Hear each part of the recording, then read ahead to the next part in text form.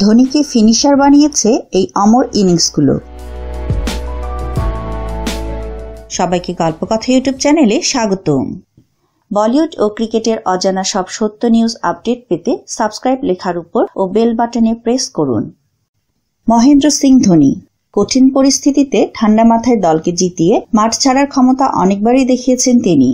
আসলে মিস্টার কুল ধোনি কতটা ফিনিশার, এক ঝলকে দেখে নেওয়া যাক ধোনির ম্যাচ জেতানো কিছু ইনিংস, যা দেখলে আপনার কিছুটা ধারণা হতে পারে কেন তাকে ফিনিশার খেতাব দিতে কেউ কার্পণ্য করেন না।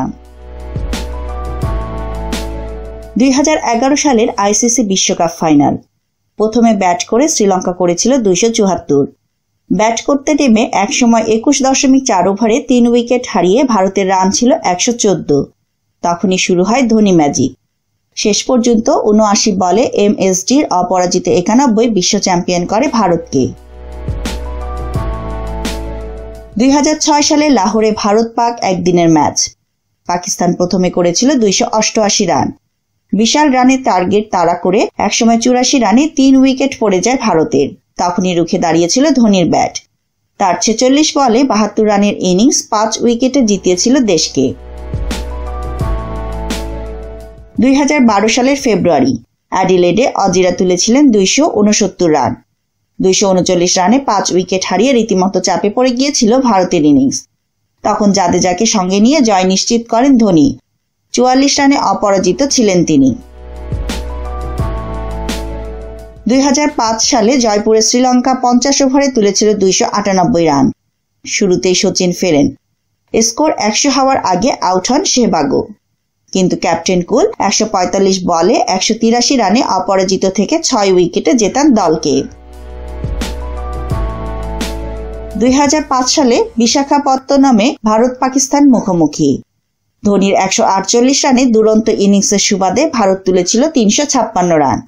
পাকিস্তান রান তাড়া করতে নেমে থমকে যায় 298 রানে।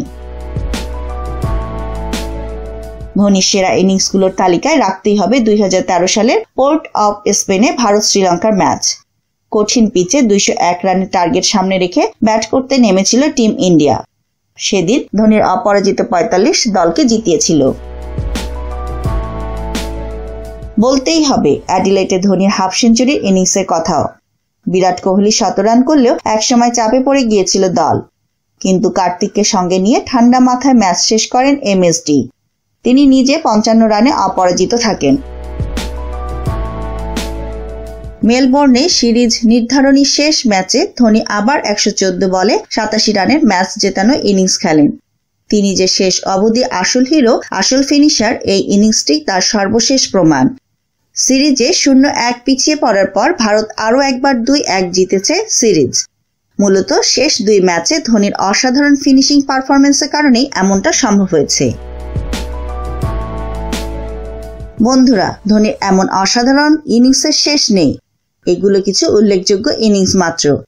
তার এরকম আরও যেসব ইনিংস আপনার মনে এখনো দাগ কেটে রয়েছে তা জানিয়ে দিতে পারেন আমাদের কমেন্ট বক্সে।